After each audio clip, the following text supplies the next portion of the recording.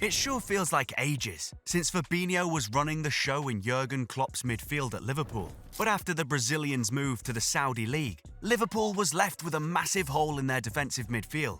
The problem called for a solution, and that solution was none other than Ryan Gravenberch.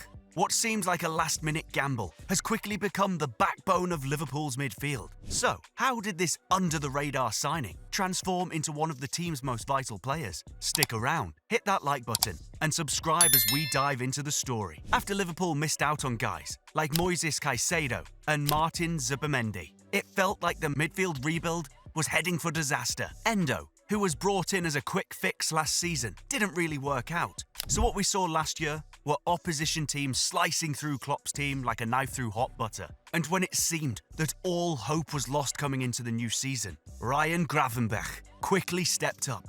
And suddenly, people are thinking, hey, maybe we didn't need to break the bank after all. Under Slot's system, he's been slotted, pun intended, into a deep-lying role, holding things down as the team's number 6. It's not a flashy position, but it's one he knows well, and he's become the master of. Who would have thought he would be getting best midfielder in the Premier League shouts these days? Be honest, because I wasn't, especially when you think about the hell he's been through over the last 2 seasons. Hell? What hell, you ask? Well, if you've forgotten, let me quickly refresh your mind.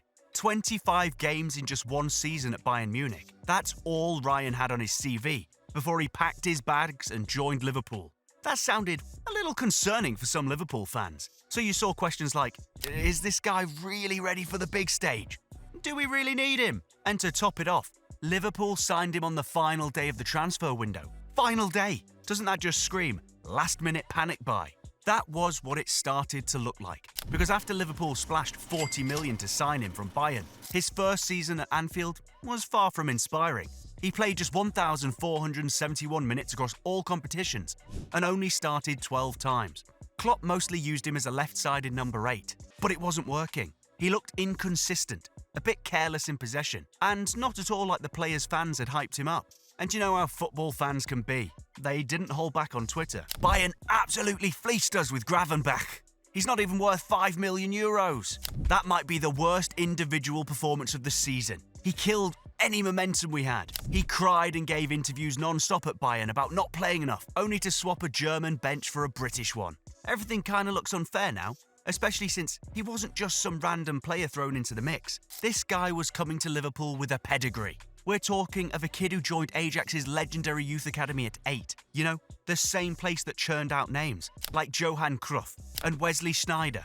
Oh, and get this, when he was just 15, PSG came knocking, but he stuck with Ajax. And it turned out to be a brilliant decision, because just a year later, he made history as their youngest ever debutant. He was just 16 years and 130 days old when he stepped onto the pitch for Ajax in a 3-0 Eredivisie loss against PSV Eindhoven. Barely old enough to drive in most countries, and there he was breaking records. Ryan made history, surpassing Clarence Seedorf's record of 16 years and 242 days as the youngest player to debut for Ajax. And it didn't stop there. At the same age, he won the very first Abdelhak Nouri Trophy. Do you know what that is? It's an award given to the best talent in Ajax's academy, a place that doesn't exactly hand out recognition lightly. Oh, and then there's the goal. Just months after making his debut, he became Ajax's youngest ever scorer. It was a Dutch Cup game against a non-league side to Werv. But hey, a goal is a goal, and history is history. The kid was getting Paul Pogba comparisons too, and it wasn't hard to see why. Both are 6'3" tall, and both operate as central midfielders who thrive on being the driving force of their teams. They're not the type to sit back and play safe. They're always scanning the field, looking for that forward pass or an opportunity to carry the ball and spark an attack. Fans were all over it too. One tweeted, "The way Ryan drives the ball forward is mental. FFS. He has to fulfill his potential and show us what Paul Pogba should have been." Another tweet went like this, "Gravenberch is baby Paul Pogba for real." That's the type of hype that follows a player with big shoes to fill. From being compared to Paul Pogba to breaking records set by legends like Clarence Seedorf, Ryan Gravenberch was the name on the lips of Europe's elite clubs. The question wasn't if he'd leave Ajax, it was when. That when came in June 2022, when Bayern Munich snapped him up for 18 million euros. At the time, it looked like a steal. A player of his talent, still so young and full of promise, It seemed like Bayern had hit the jackpot. But football doesn't always follow the script, does it? He really struggled to find his footing at the Allianz Arena. Sure, he showed what he was capable of in some moments, but despite his glowing potential, he failed to convince not one, but two head coaches, Julian Nagelsmann and his successor, Thomas Tuchel. Throughout his debut season, he managed just 938 minutes of first-team football and made only 6 starts. That's less than 11 full games worth of action in an entire season. For a player once tipped as the future of midfield football, it was a massive step back. And the frustration started to show. Twice, he spoke out in the press, airing his grievances about the lack of game time. Was it immaturity? Maybe, but can you blame him? This was a player who, before joining Bayern, had never really known failure. So, what really went wrong for him at Bayern? It wasn't his ability on the ball, far from it. Even Julian Nagelsmann admitted that, in possession, he was better than many other players in Europe. The real issue was his work off the ball, or more accurately, the lack of it. Nagelsmann's concerns came to a head during Bayern's Champions League match against Viktoria Plzeň. Gravenberch was brought on as a substitute, but things quickly unravelled. Bayern conceded twice after his introduction, and according to reports, Nagelsmann and his coaching staff felt Gravenberch was directly at fault for both goals. It didn't stop there. During a friendly against Red Bull Salzburg in January, his defensive shortcomings were put on full display again. Nagelsmann wasn't having it. At half-time with Bayern trailing, he was hauled off, and you could tell the pressure was starting to get to him. When asked if he left Ajax too soon, his response was a mix of defiance and frustration. These opinions leave me cold. I don't regret my decision. I had hoped and expected to be playing more at Bayern, but until now, it didn't go as expected. For me, this is a pity, but I know how to deal with it. It's the kind of answer you give when you're trying to stay strong, but deep down, you know things aren't going the way you'd hoped. And it wasn't just him feeling the weight of the situation. Even football fans seem to be losing faith. One tweeted, "Ryan should be playing week in, week out at this stage of his career. Man, I just don't see any perspective for him at Bayern Munich." Another fan didn't hold back on his defensive shortcomings, tweeting, "Gravenberch proving again why neither Nagelsmann, Tuchel, Van Gaal nor Koeman rates him. Absolutely dreadful defensively, and his off and on ball movements aren't good enough to make up for that." Well, all of that is now in the past, because he has transformed into a sensational midfielder since Arne Slot took over from Klopp. Under Klopp, Liverpool's midfield had that classic Dutch vibe, one defensive midfielder sitting deep, with two energetic number 8s ahead of him, like Alexis Mac Allister and Dominic. But things have shifted. Under Slot, Liverpool's playing style has undergone a bit of a revolution, with the 20-year-old being a key part of that change. Gravenberch is playing alongside Mac Allister in a double pivot, while Dominic moves into a more attacking number 10 role.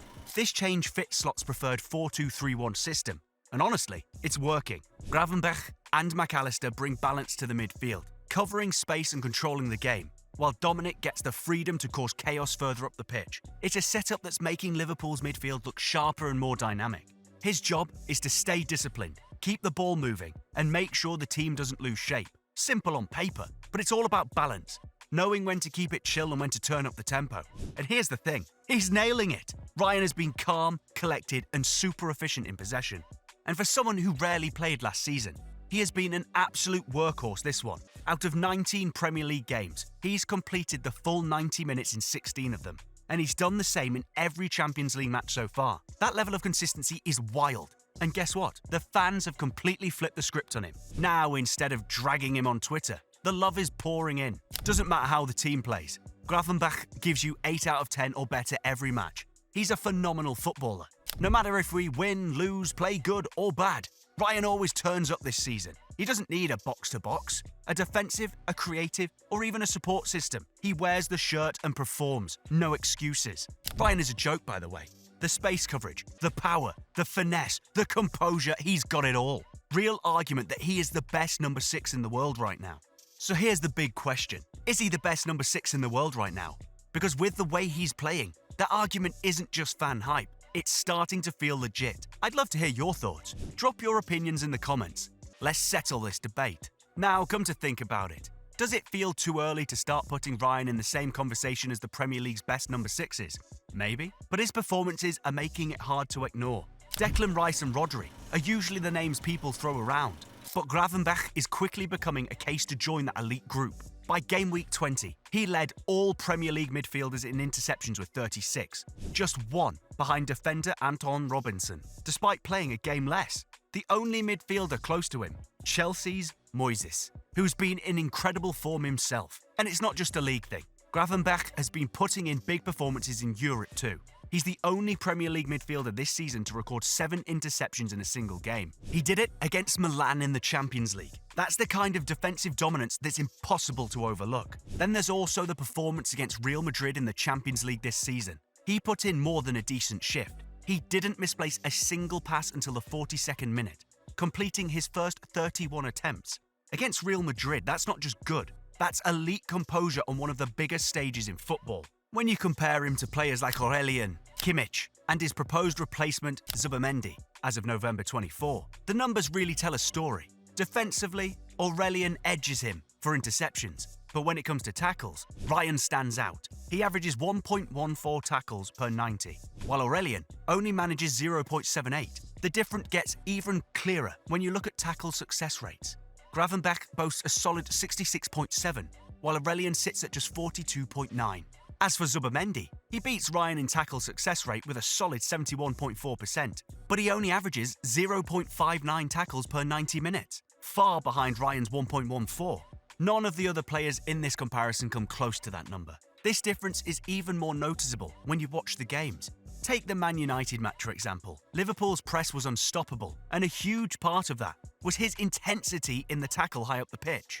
And how does Gravenberch measure up in attack? Well, when it comes to progressing the ball, his numbers for progressive passes per 90 are actually behind Kimmich and Zubamendi. But here's the twist. Ryan shines when it comes to progressive carries. He averages 2.71 per 90, beating all of them, with Zubamendi being closest at 2.12. This tells us something key about his style. He prefers to take matters into his own hands, literally, by dribbling the ball forward, rather than relying solely on passing. And you can see this when you watch him play. One of his standout skills that make him arguably the best number 6 in the world is his off-the-ball turn.